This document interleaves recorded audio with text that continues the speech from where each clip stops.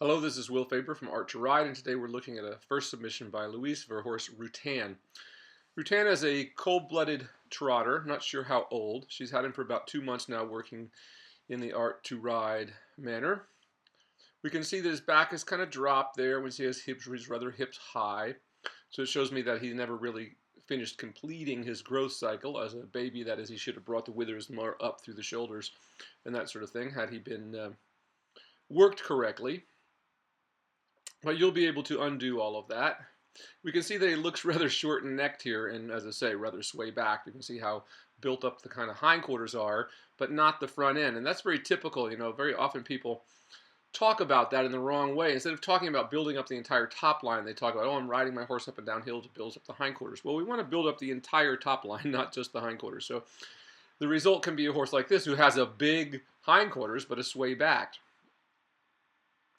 So what we want to do is for the next few months, get this horse stretching down, for the next few years probably, get this horse stretching deeper. You're going to see that neck elongate a great deal from what it is now, and those withers should be able to pull up through the shoulders in time and begin to flatten that back.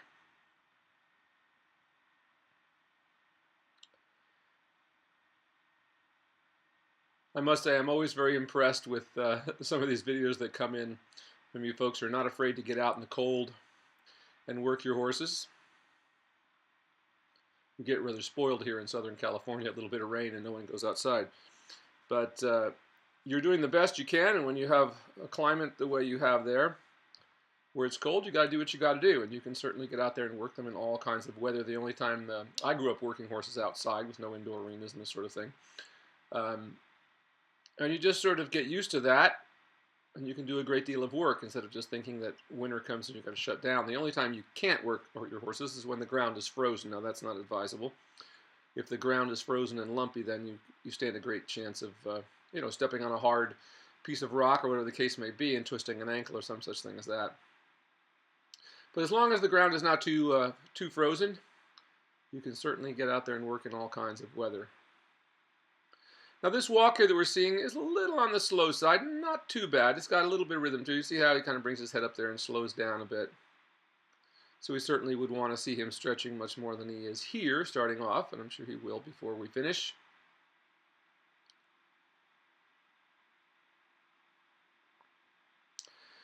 Now one thing you might want to do, you're working this horse on a very, very long line. I think I'd like to see you work a little closer to him. Now this stretch is obviously much better already. His neck looks about a foot longer, doesn't it? So that's good, but I think you could work a little closer to him. That means you'd have to walk a little more. I don't want you necessarily on a smaller circle, but just so you work closer to him. So you always want to be able to, if you have a horse that's a bit sticky, you want to be able to be within whip's length of them, so to speak, when you need to. So if you have to touch them a little bit to encourage them to move forward, or at least to become active, then that's what we need to do. And that's kind of what's happening here. You're a very long way from the horse, and we need to pick up the tempo of this walk quite a bit more than what you're getting here.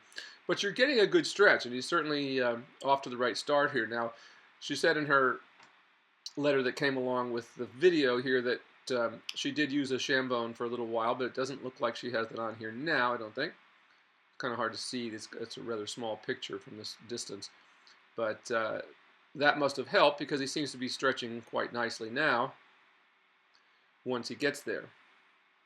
And you can see here he's just a little distracted, looking off to the outside, and that's where you would want to be closer to him. So you're almost letting him get too straight on your circle there, where you're behind him. Now, not that that's such a bad thing to do, but should a horse suddenly take off or something and you're directly behind him, that it's very easy for them to pull you straight off of your feet onto your face.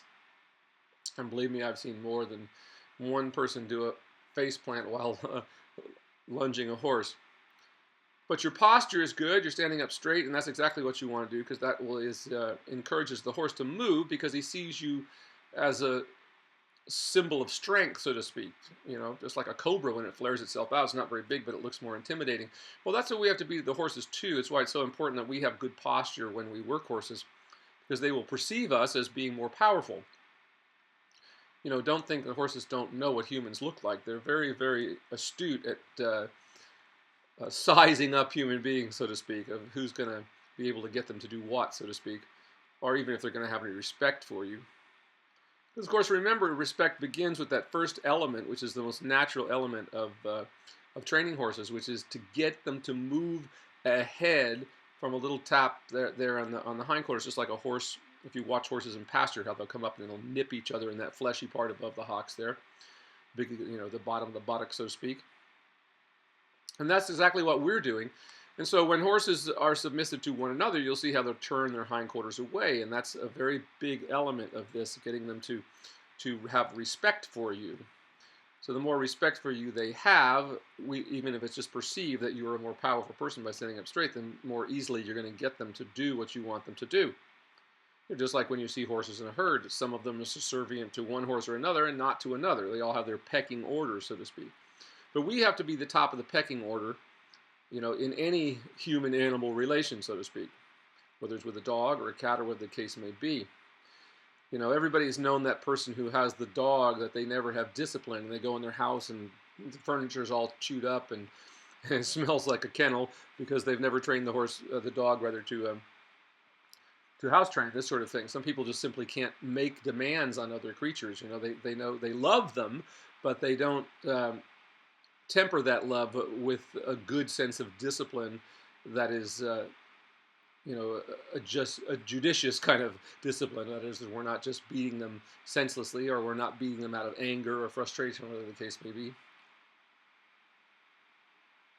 So the same thing is true with horses. We have to be the pack leader, so to speak, just like you have to be the pack leader with your dog, even if it's only a Chihuahua. A Chihuahua can run rampant over you if you let it. So all animals want to be the boss, so to speak. And that's why it's so important that they perceive us as a powerful entity, so to speak. But that walk you're starting to get there is starting to look pretty good. It was stretching down. Once again, the biggest thing I would say to you is just work closer to him so you can keep your whip up, and you can run that little lash out and tap him occasionally if you need to. Now this walk is starting to go a little bit better. The biggest thing is just not very consistent yet, and that he slows down, speeds up, and that's where you need to be closer to him. Just like when we ride, our goal is to get a horse where we put our legs on, we engage it, and it stays however we put it until we ask it to change. That is, to do something differently. So the same thing is true here. And when we first start working horses, we have to remind them of what we want very frequently. As they progress, they begin to just carry themselves in self-carriage. We put them into a gait and they stay there until we ask them to do something differently. So with that goal in mind, that's why I'd like to see you get closer. You see, like here, he's stretching, yes, but he's getting so slow now because you're so far away from him that you're really not able to affect, a little more change. There you do get him to move a little bit more actively there, though. But I feel like if you got closer to him, you could keep him, once again, you want to feel those hindquarters yielding to you all the time.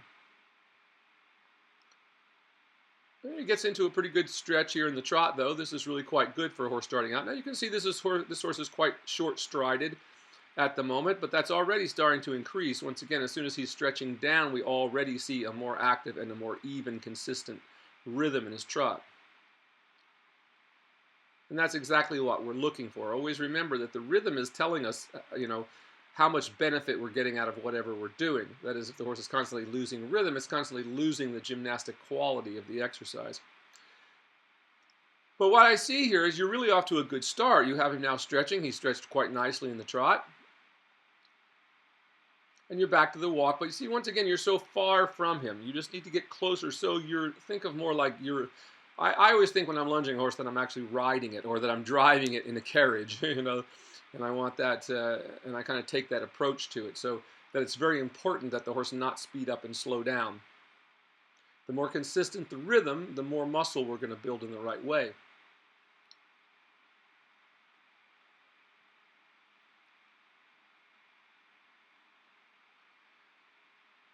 Well, we're all hopefully and wishfully waiting for these new cameras, which would solve your problem, these solo shot cameras that were supposed to come out a year ago. We're still patiently waiting for those. And for people like you working on their own, this will be such a boon when we can get to the point where we could, you'd be able to put the tag on the horse and the camera would just follow the horse and keep it in a close enough shot that we can see a little more going on.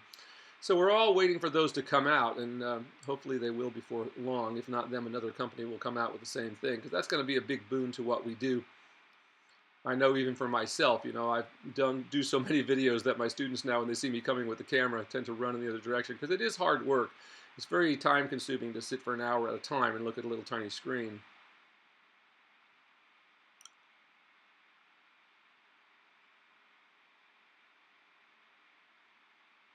Because like we see there, I have a few minutes there where I couldn't really see what he was doing. But this is really a good stretch, and it's really going to be fun to watch this horse elongate that neck and flatten the back. You're going to see those shoulders, the withers really pull up through those shoulders. And you already, just in your walking here, compared to him just standing still, where he has that, underside of his neck so developed, and you can so clearly see it. So he looked like the kind of horse that would be difficult to get to stretch. Some of them are. They've been going upside down their whole lives. They've lost contact with those muscles. But it's always amazing, and just like you see here, when you get a horse to move to correctly, it's not necessary to have any kind of devices holding them there, because once they figure it out, even just a short period of time you must have used the Shambone on this horse, he obviously has the idea, and once they figure that out, it feels good to them. It feels how nature intended them for them to move. So they don't resist it. Horses resist when people try to put them in these horrible frames where, like try yourself going for, doing something athletic and tie one arm behind your back and one knee up. So, you're walking on one leg with one arm, and see how difficult you'd soon be resisting whatever somebody was trying to get you to do. Well, the same thing is true of horses.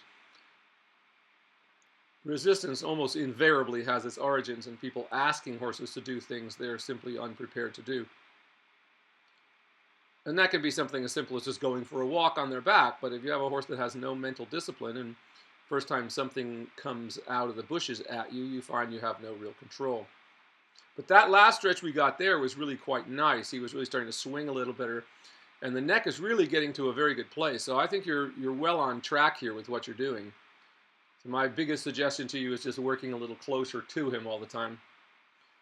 And as I ask everyone to do, you really need to practice with a whip. And I talked to someone the other day who actually finally listened to my advice and actually went and practiced with both hands with the whip away from a horse, so they got good at it.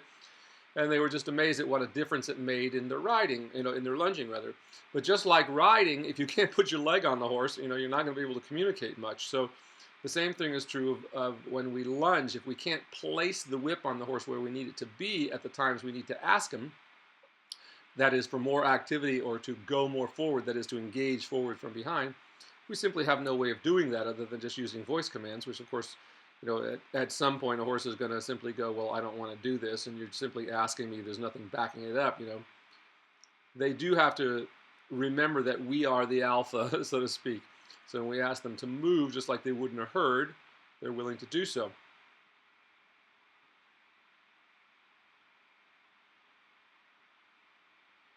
But once again, you see the biggest problem is you're just so far from this horse that you can't really affect it. So you need to shorten that line, get close enough, and always be within, you can let him out a little bit, but you want to be within, bringing the horse in 3 feet or so to be able to tap him with the whip if you need to. And of course, then you get more exercise walking a big circle. I mean, you're actually walking quite a bit, but once again, you're so far from the horse that you can't affect it as well as you might be able to do. Though you are getting a good stretch here. So once again, this walk is looking pretty good. So it could even be a little more swinging, though. I feel like if you were just a little closer to him. And you can see how he's kind of just going in straight lines and then turning and going in a straight line. So we want the horse to go in a continuous arc on our circle so that we can be sure that both ends of the horse are on the same circle. That is, we often have to ask the horse to yield its hindquarters away from us. See right there? He's really just kind of going in a straight line. And that's why you're kind of losing contact there a little bit, and you can't keep the trot as consistent as one would like it to be.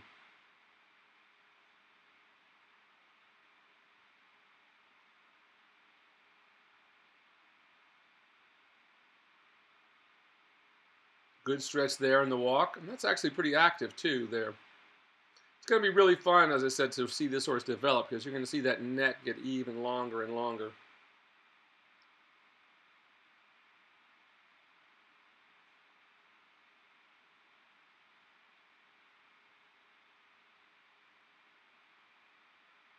So you kind of get the idea of what I'm saying there. He kind of goes in straight lines, and then he kind of turns a little bit. So We need to get him working more consistently. You can certainly work him in a much smaller circle than you're doing. I mean, you're using the whole ring now. That's good, but you can work in a much smaller circle than that. I find a 20-meter circle to be about optimal for most horses.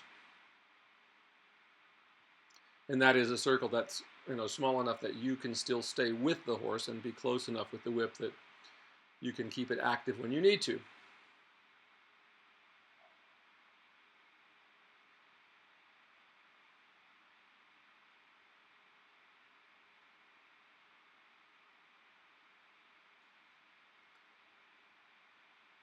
You can kind of see with this horse now, that top of his neck is a little blubbery looking. It looks more like blubber than it looks like muscle.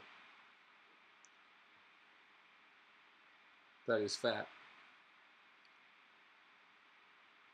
So you'll see that trimmed down quite a bit too as it elongates.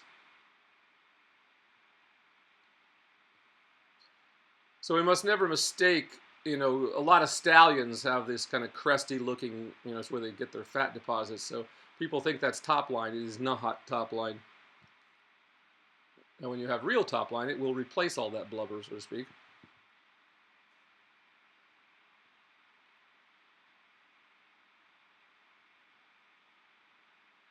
Good trot there. Every time this horse trots, I'm liking what I see. He comes up a little bit there. But see, even with this kind of camera, if you centered yourself out there and stayed on a 20-meter circle, I would be able to see you a lot more of the time.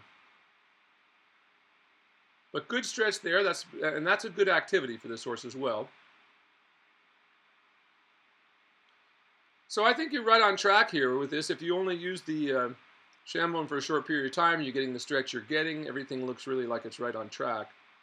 And interestingly enough, just watching that moment there, his back already looked a little better just from the virtue of the little bit of stretching that you did. His belly came up a little bit, and he's a little flatter looking. His back is a little flatter looking than it looked in those still pictures.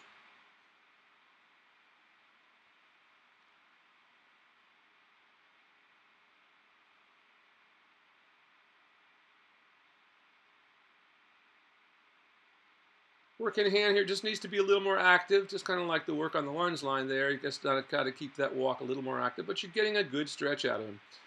So while I'm talking about things you can improve, you're certainly doing a good job of what you are doing. I'm not seeing here anything that's a big problem, and you're certainly right on track. So the ideas I'm giving you here are just ways to improve a little bit, but you're certainly on track with what you're doing here. It's just wonderful to watch these kind of horses transform. A year from now, this will look like a very different horse than it looks now. And that's the biggest takeaway that people need to realize, that, you're not stuck with the horse you have unless you have damaged it to the point where it's just dead lame and it's never going to be sound. But you'd be amazed at the horses that we see come back from, people thinking that these horses are finished, and how much they can do and how sound they can become when you get them over their backs. I mean, a lot of horses aren't really unsound. They're just bridle lame. That is, they've been held in an uncomfortable frame for so long that they're kind of stuck that way, which makes their gaits rather irregular.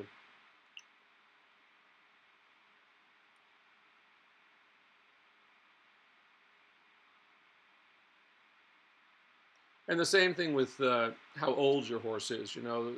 20 years old is not an old horse. It should be considered a middle-aged horse, but sadly, if you even make it to 10 these days, at least before they're retired and their joints are so completely destroyed. So just remember, all these joint injections are just a way of letting people continue to abuse their horses. If your horse doesn't have enough joint fluid, you're overworking it. In most cases, it's as simple as that. I've taken many, many horses that veterinarians were saying needed to be injected, and just giving them a little rest and then bring them back correctly, and they're just fine.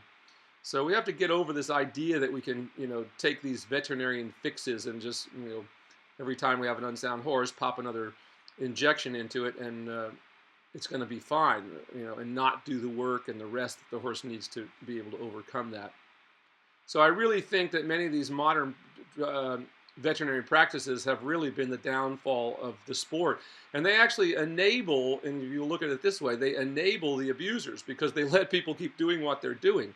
They have the horses totally joint sore, and they inject it, and sound lets them continue doing. So once again, once they're done injecting them, they've been injected 5 or 6 times, forget it. The joint is completely destroyed. So I highly question veterinarians whose first recommendation is injecting, and the whole idea of maintenance injections is completely absurd. Maintenance injections are just a sure way to completely destroy your horse.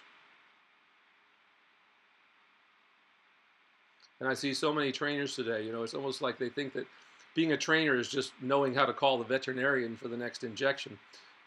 It is not. Beautiful walk here, stretching down really nicely.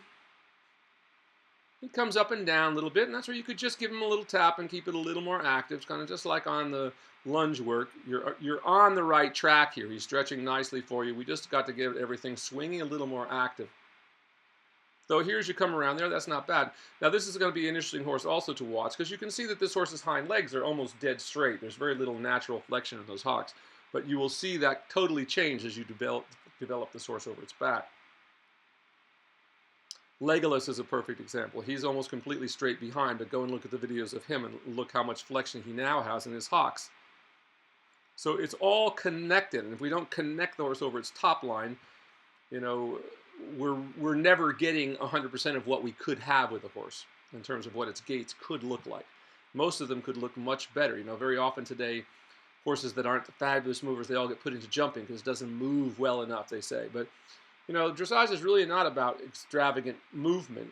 It's about connecting and correcting the movement that the horse does have so it can move optimally. And most horses that are not moving optimally look dramatically different when they are.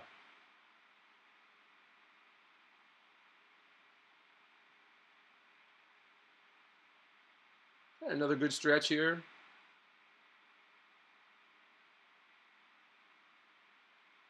Same as before, it just could be a little more active. So you're doing a great job here. I think you're right on track with everything. Just try to lunge a little closer to the horse, walk more with it, keep it more in a 20-meter circle so you can control the rhythm a little more. Now that's a good walk stretch there, coming by. Could be a little more active. Once again, you see what I mean. We get a last kind of look at the horse here. You can see that drop back and how straight those hocks are. But it's going to be really fun to watch this one develop because he'll turn into something very different than what you have here.